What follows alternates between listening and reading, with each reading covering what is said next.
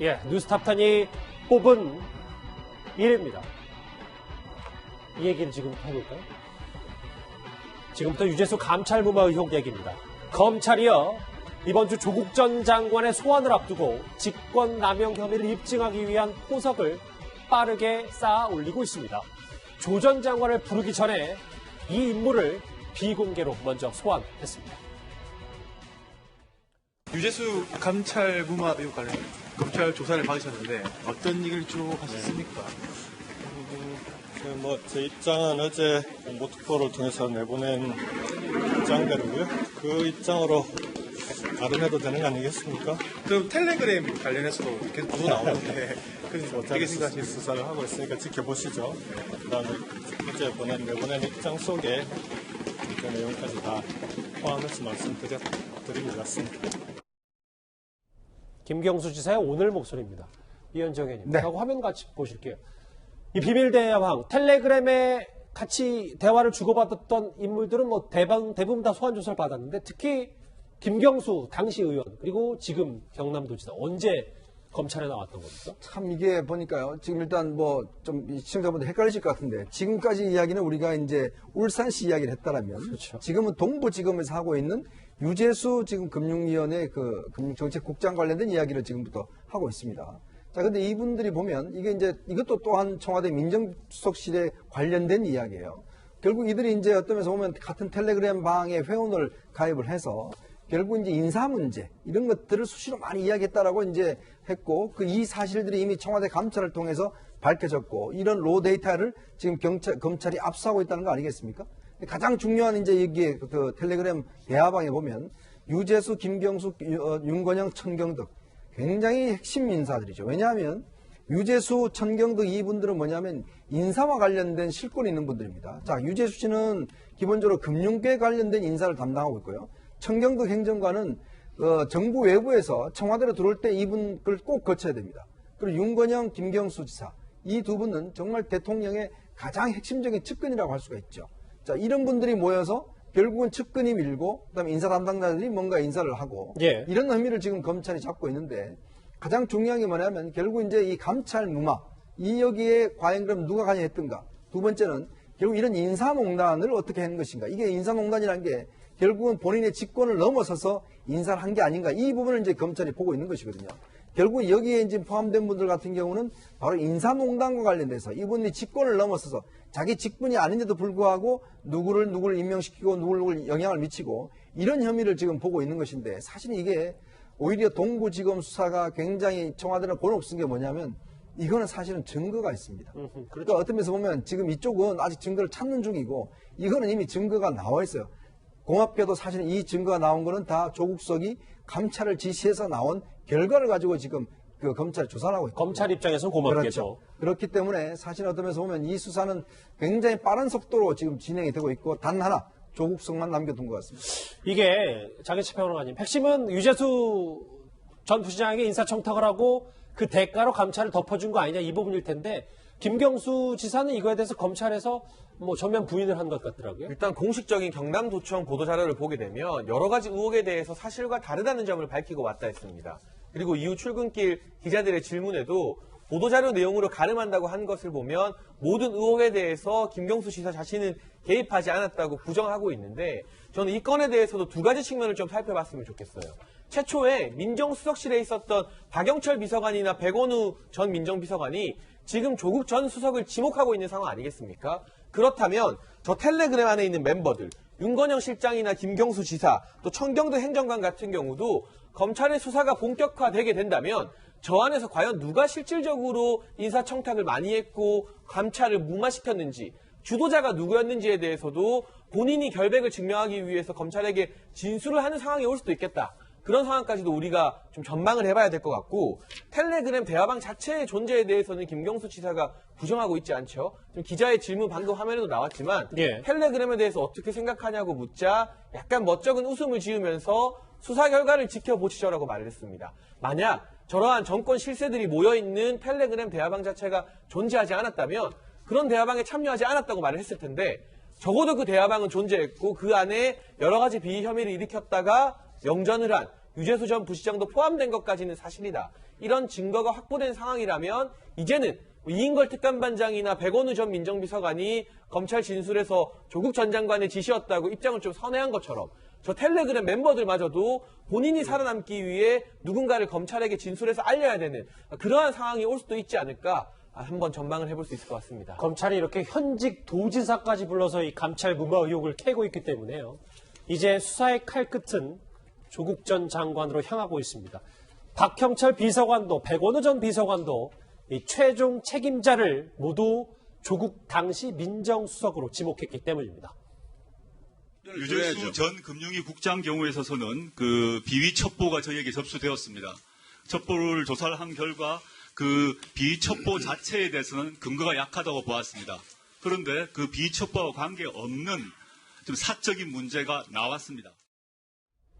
김태현 변호사님, 애초 알려졌을 때는 이 3인 회의에서 결정이 됐었다. 누구 하나 본인이 다 결정했다라는 게 아니라 3인 회의였는데 조국 전 장관 측에서 그런 얘기가 나오고. 그렇죠. 그런데 박형철 비서관과 백원우 전 비서관이 지금 모든 게 조국 전 장관 당시 수석 탓이다라고 지금 하는 거면 직급이 제일 높았다. 그러면 앞으로 구속 여부에도 좀 많이. 근데 어차피 되지 저 않을까? 문제에 대해서는 법적인 책임의 주체는 조국 전 장관의 조국 전 민정수석이 될 수밖에 없어요. 왜냐하면 어차피 감찰을 시작하든지 중단할 수 있는지 그 결정을 할 수 있는 권한은 의견을 듣건 외부에서 압력이 왔건 회의를 했건 자기 판단인 건 간에 어쨌든 감찰 시작, 감찰 끝, 시작과 끝을 결정할 수 있는 사람은 민정수석이니까 그 직권은 조국 전 민정수석이 가지고 있는 것이기 때문에 어차피 법적 그 처리의 대상은 조국 전 수석이 될 수밖에 없습니다. 다만 그게 이제 조국 전 수석 입장에서 보면 당시에 합리적인 의사, 결과적으로는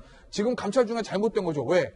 지금 다 구속이 됐으니까. 결과적으로는 잘못된 거지만 당시 시점에서 이게 합리적인 의사결정이었다라고 얘기하면 직권남용이 안 되는 거고 그게 아니라 야 이거 합리적인 의사결정이 아니라 뭔가 당신이 그냥 덮은 거 아니야? 이렇게 되면 직권남용이 되는 것이거든요.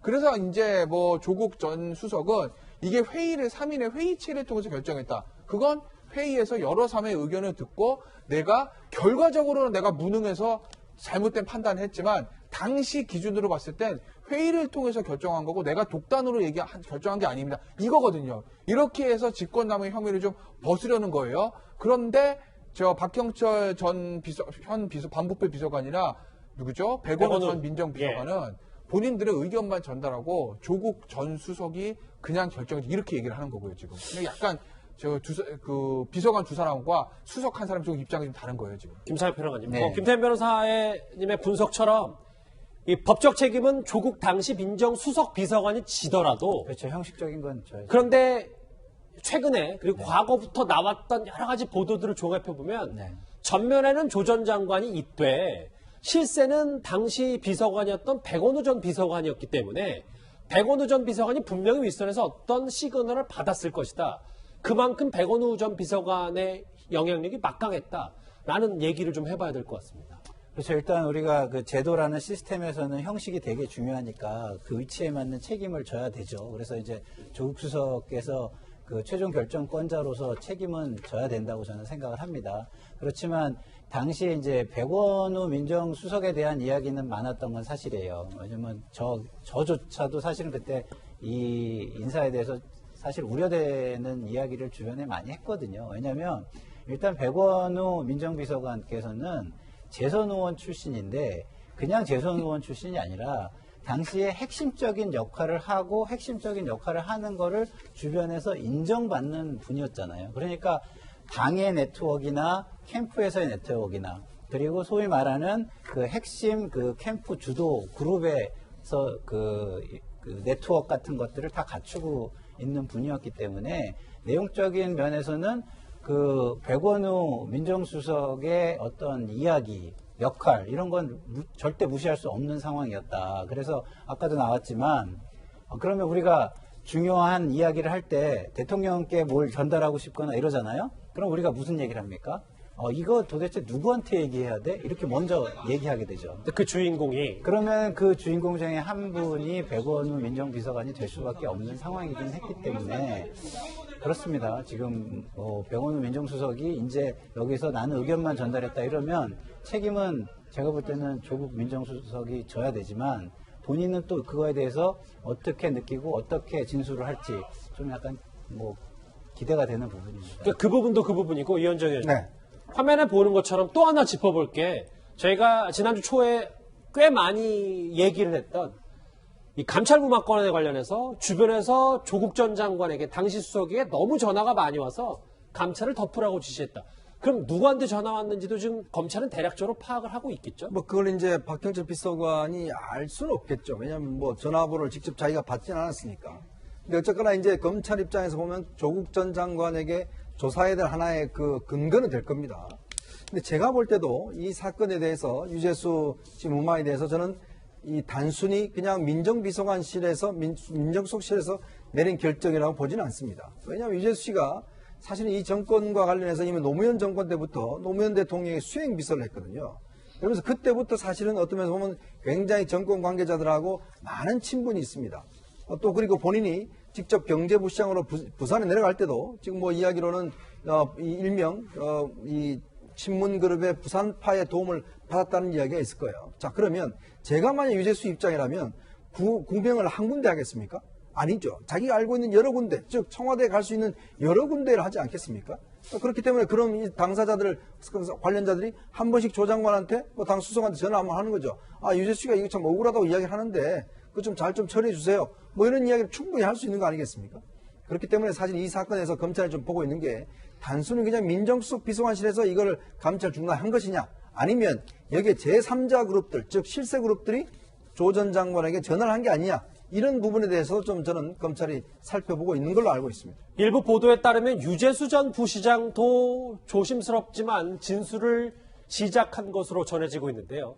일단 감찰 무마건과 관련해서 검찰은 주요 인사들 1차 조사를 마무리했습니다. 앞서 말씀드린 대로 이번 주 조국 전 장관의 이 소환도 있고 앞으로 검찰도 이 부분을 조 전 장관을 소환해서 조사할 방침인 것으로 알려졌습니다. 그런데 조국 전 장관 이 감찰 부마건에도 묵비권을 행사할까요? 상관임의 결재권자인 민정수석실 총수인 조국과 그 행동대장인 백원우가 이 둘이서 공동으로 책임을 져야 하는 사안입니다. 우리는 끝판대장이었던 그 조국을 잊지 말아야 합니다. 김태현 변호사님, 네. 변호사시니까 네. 조 전 장관이 다르게 전략을 짤 거라는 거에선 동의하십니까? 아마 그럴 거예요. 지금은 아마 제가 봤을 때는 묵비권 행사하기 쉽지 않을 거예요. 왜냐하면 보세요. 가족 간의 문제 그 부분은요. 보시면 일단 정경심 교수가 남편과의 관련성을 전혀 부인하고 있어요. 그죠? 그 상황에서 본인이 뭔가 적극적으로 좀 변명을 하고 얘기를 하다가 말이 꼬이면 정경심 교수가 기껏해서 우리 남편은 관련 없습니다. 관련 없어 하고 있는데 그거와 상충되는 진술이 나올 수도 있거든요. 그렇기 때문에 아마 아예 그냥 묵비권을 행사하고 있는 것 같아요. 제가 봤을 때는. 근데 지금 이 부분은 박형철 비서관, 그 다음에 백원우. 예, 백원우 전 비서관이. 갑자기 이름 생각 안 나네요. 백원우 전 민정비서관 예. 모두 조국 수석이 결정했다 이렇게 얘기를 하고 있거든요. 이 와중에서 본인이 입을 다물고 있게 되면 그러면 주변 사람들은 본인을 가르치는데 본인만 입을 다물면 이거 본인의 입장을 적극적으로 설명하기가 없어지는 거 아니겠습니까? 그러니 이번에는 아마 적극적으로 얘기를 할 거다. 특히 어떤 부분에 집중해서 얘기할 거냐면 그 부분 3인 회의를 통해서 결정했습니다. 회의를 통해서 나름대로 합리적 의사결정을 한 거지 내 마음대로 덮어 이렇게 한 게 아닙니다라는 얘기를 아마 이번에는 적극적으로 얘기를 할 것 같아요. 다만 검찰이 그럼 이렇게 묻겠죠. 박형철 비서관의 진술을 들으면서 전화 받았다면서요. 누구한테 전화 받았어요? 이걸 질문했을 때 그럼 그거에 대해서 어떻게 대답을 할 것인가를 가지고 아마 나름대로 고민은 굉장히 많이 할 겁니다. 알겠습니다. 제가 뉴스 초반에 짚어봤던 이 울산시장 선거개입 의혹과 달리 이 감찰 무마 의혹에 대해서는 청와대가 이렇다 할 해명조차 못하고 있습니다. 그래서 자칫 청와대 전체에 게이트로 번질 수도 있다는 우려도 나오고 있는데요. 청와대가 긴장하는 것도 바로 이 지점입니다. 검찰은 12월 1일부터 피의 사실과 수사 상황 공개를 금지하는 형사사건 공개금지 규정 제도가 시행되고 있음을 명심해 주시기 바랍니다. 지금 청와대 상황을 좀 알 수 있는 보도 하나가 있어요. 그러니까 지금 검찰의 속내 윤석열 총장이 어떤 생각을 갖고 있는지 청와대는 알 수가 없는 게, 물론 뭐 지금 검찰이 지금 뭐 극비 피의사실 공표도 안 하고 있습니다만 채널이 없다. 청와대와 검찰 간의 연락망이 없어서 어떤 큰 흐름을 쫓아갈 수 있는 청와대의 정무적 판단 기능이 없다. 뭐 이런 얘기까지 나옵니다. 그러니까 이제 문재인 정부 들어서 사실 청와대와 청와대 유착 관계를 끊겠다고 해서 민정수석도 사실은 일반 그 교수를 시켰지 않습니까? 예전 정권으로 다 검찰 출신들을 많이 시켰죠. 그러니까 그런 것들을 이제 없애겠다고 이제 문재인 정부 한 거는 저는 굉장히 옳은 면이라고 봅니다. 자, 근데 문제는 그렇게 옳으면 행동도 그렇게 해야 돼요. 왜냐하면 상관이 없으면 본인들이 어떤 면에서 보면 굉장히 떳떳하게 행동을 해야 되는데, 행동은 옛날과 똑같이 하면서 실제 검찰과의 어떤 관계는 라인을 없애버린 거죠. 지금 이제 있는 김조원 민정수석도 이분 사실 감사원 출신입니다. 자, 그러다 보니까 지금 검찰 입장에 보면 한편으로 보면 뭐 부담을 더는 거예요. 왜냐하면 지금 청와대 검찰 출신들이 박형철 비서관 이외에는 거의 없으니까 한편으로 보면 이제 완전히 라인이 이제 끊겨버린 것이죠. 그러다 보니까 사실은 청와대에서도 뭔가 검찰 쪽에 의견을 묻는다든지 소통한다든지 이런 시는 창구가 없습니다. 자, 그래서 이번 사건 같은 경우도 검찰 내부에서는 굉장히 답답할 수밖에 없어요. 검찰이 도대체 어떻게 굴러가는지 무슨 생각하는지 모르는 거거든요. 물론 그것이 선의에서 출발했다 하더라도, 근데 하는 행동은 예전과 똑같이 해버리기 때문에 지금 난감한 상황인 것 같습니다. 그렇군요. 그런데 오늘부터 추미애 법무부 장관 후보자는 청문회 준비를 시작했습니다. 추미애 후보자 윤석열 총장에게 축하 전화도 받았습니다. 윤석열 총장과의 호흡을 어떻게 맞춰 나가셨습니까? 그런 뭐 개인적인 문제는 중요한 것 같지가 않고요. 윤석열 검찰총장 축하 전화에서 어떤 메시지 전달 받으셨습니까? 그냥 뭐 단순한 인사였고요. 서로 모르는 사이이기 때문에 기관 간의 관계인 것이지 더 이상 개인 간의 관계는 신경 쓰지 않아도 될 것 같습니다.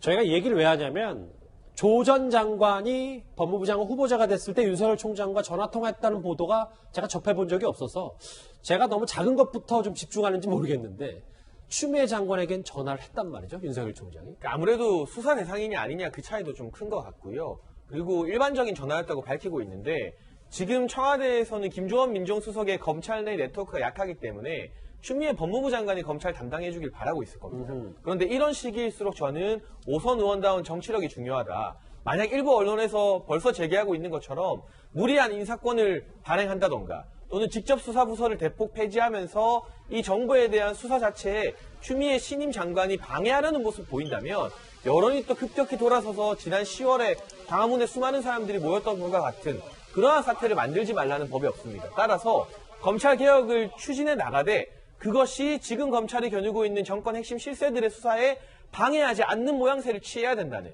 굉장히 어려운 그 중간길을 걸어가야 하는 아주 어려운 과제가 추미애 신임 후보자에게 있다. 만약 무리한 어떤 강대강 돌파, 인사권의 적극적인 행사 등이 나오게 된다면 그 역풍을 검찰발 역풍이 아니라 여론발 역풍을 알겠습니다. 추미애 장관이 감당하기 힘들 수도 있다는 생각도 듭니다. 사면 초과에 빠진 조국 전 장관과 그리고 추미애 후보자에게 축하 전화를 건넨 윤석열 총장 얘기까지 정리를 해봤습니다. 관련해서 댓글들이 들어왔는데 한번 같이 만나보실까요?